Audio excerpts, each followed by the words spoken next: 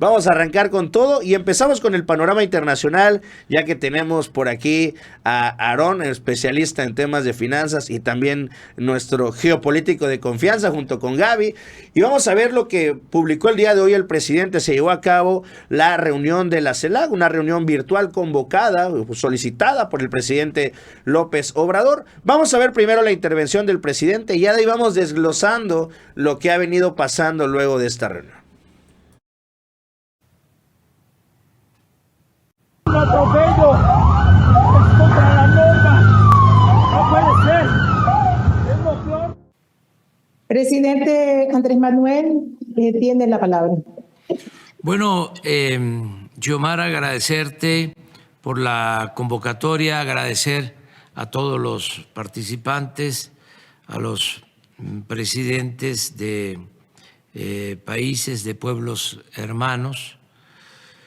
Nuestra postura ante este agravio, esta flagrante violación a nuestra soberanía y al derecho internacional, ya es conocida porque interpusimos una denuncia en la Corte Internacional de Justicia para solicitar dos cosas en lo fundamental. Primero, que se expulse de Naciones Unidas a Ecuador en tanto no se pronuncien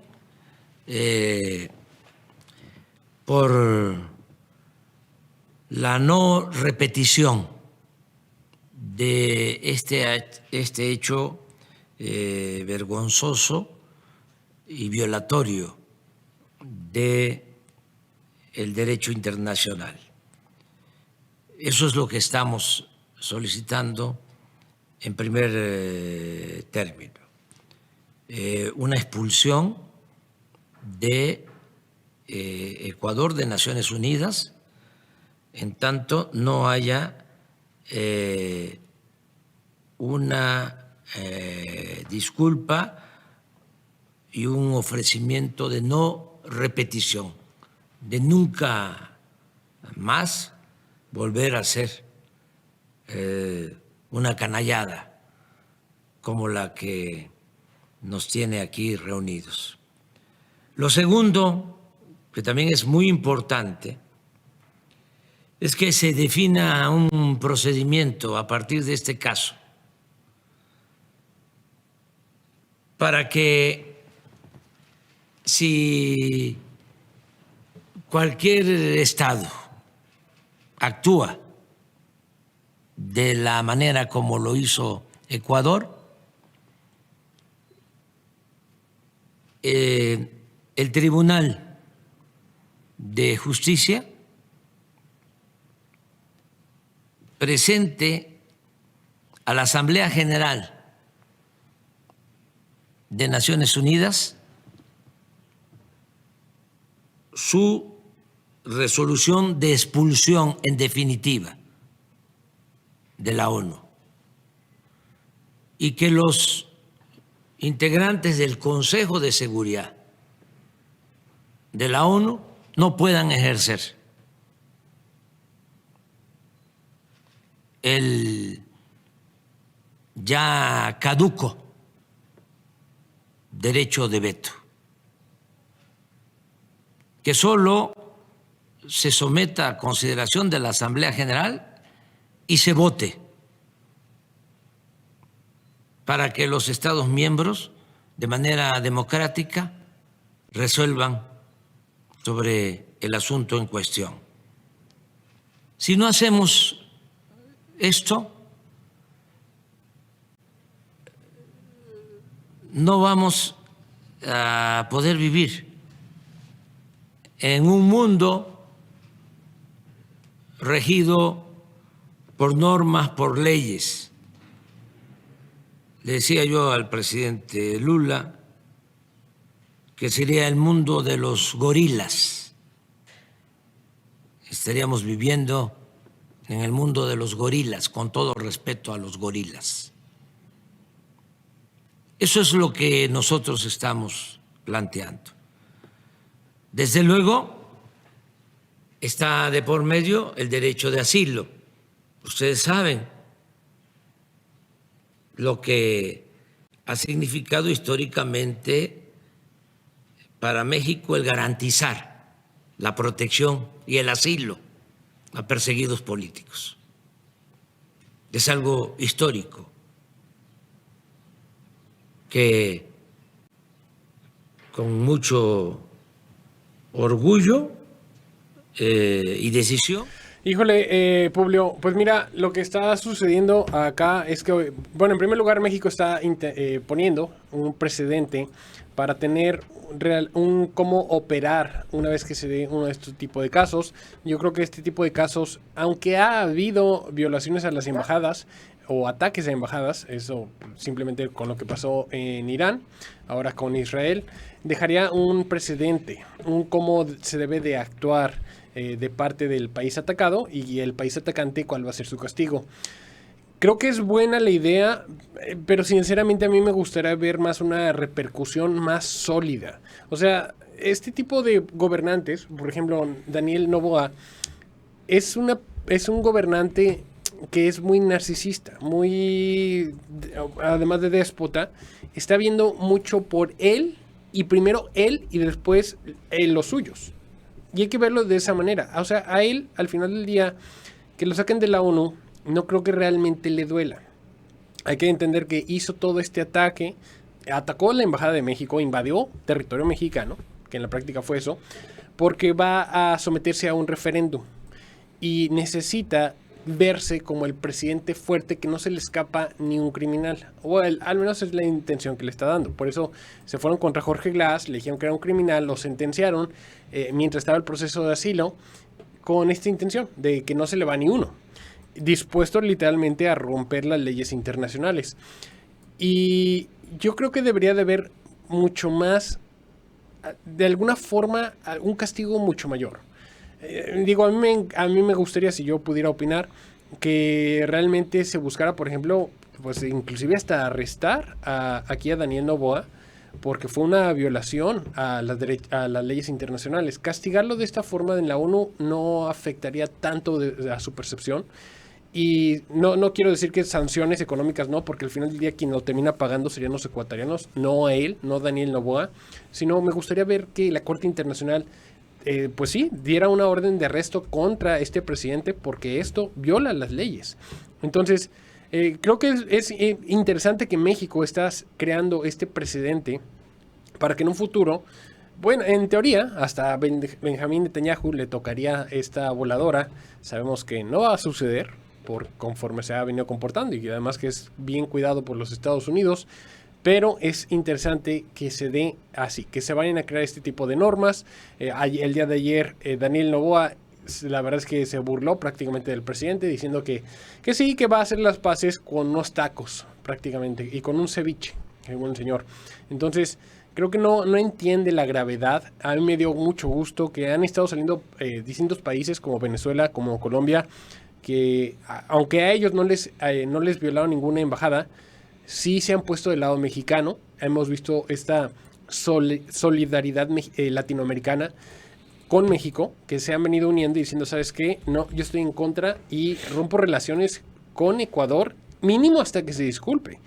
Ahora, que le vaya a pasar, viendo cómo es Daniel Noboa, hasta que no le afecte, yo creo que en su imagen, viendo lo egocentrista que es el señor, no creo que vaya a suceder, o que realmente vaya a haber un castigo severo, no creo que vaya a suceder. Pero, pues bueno, esa sería mi perspectiva. Y es que también, como lo dices, hubo reacciones de parte de los demás países miembros de la CELAC. El primero que vamos a ver, muy breve también, nada más para ir repasando, vamos a hacer un pequeño repaso a cómo estuvo todo esto. Una cumbre que duró sobre la 1:30, 1:20. Ahí la pueden ver, el presidente la acaba de subir completa a su canal, si quieren ver las intervenciones de todos los jefes de Estado. Pero bueno, aquí les damos rápido el resumen. Salió Gustavo Petro y fue de los pronunciamientos que más me gustó. ¿Por qué? Vamos a ver dos videos. En el primero habla sobre el cómo, pues sí, no solo tiene que venirse esta disculpa de parte del gobierno de Noboa, sino también el que se regrese, vamos a decirlo así, a Jorge Glass a su derecho de asilo, es decir, que lo puedan enviar con México, a que México sea lo termina asilando, y esto lo exigió ahí también respaldando la postura del presidente. Vamos a ver este pedacito. Pero ningún país de América Latina debe quebrar esas reglas del derecho de gentes y del buen vivir entre nosotros mismos. El señor Glass debería ser reintegrado en su derecho al asilo, en mi opinión personal.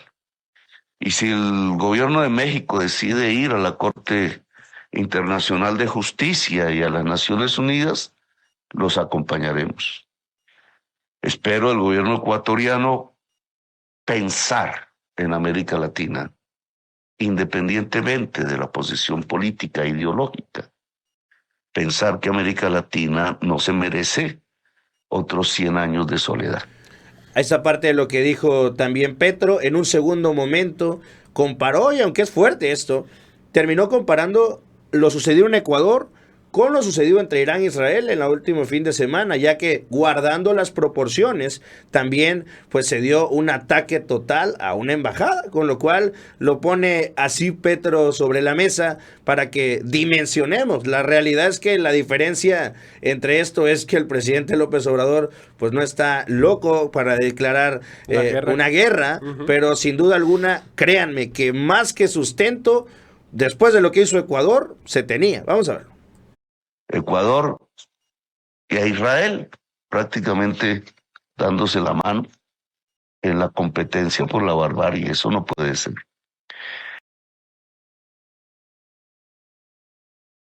Petro, Ecuador, dice, Israel dándose la mano, compitiendo a ver quién es el más bárbaro. Ayer mismo también Gustavo Petro anunció que rompía por completo relaciones y que iba a sacar a sus funcionarios y a sus diplomáticos. El día de hoy, Nicolás Maduro le hace segunda. Vamos a escucharlo. Compatriotas latinoamericanos caribeños de la CELAC, que Venezuela he ordenado cerrar nuestra embajada en Ecuador, cerrar el consulado en Quito, cerrar de inmediato el consulado en Guayaquil y que regrese el personal diplomático a Venezuela de inmediato. Híjole, Julio, esto sí le va a afectar a los ecuatorianos porque si no existe una representación diplomática, en teoría ni siquiera van a poder viajar a estos países. Y ponle que el problema de Venezuela no vaya a ser tan fuerte como sí lo va a llegar a ser Colombia. Sí les va a afectar, son países vecinos. Y el hecho de que además tienen mucho comercio, que están ya, o sea, este es el grado, y yo creo que la miopía que no alcanza a ver Daniel Noboa, que realmente le va a afectar a su país. O sea, sé que la gente ahorita en el Ecuador, y lo he visto porque las redes sociales sí se ve, están contentas con lo que sucedió, se sienten que no se le faltó el respeto a Ecuador, no, o sea, entendería por qué lo ven así. Pero creo que no están viendo que realmente fue una violación a las leyes internacionales. Y si tú allá afuera rompes alguna ley, generalmente se te obliga a la reparación del daño. Y yo creo que esto es precisamente a lo que se tiene que, si se quiere concluir, se tiene que pedir disculpa, Daniel Noboa, y entregar aquí a Jorge Glass a México.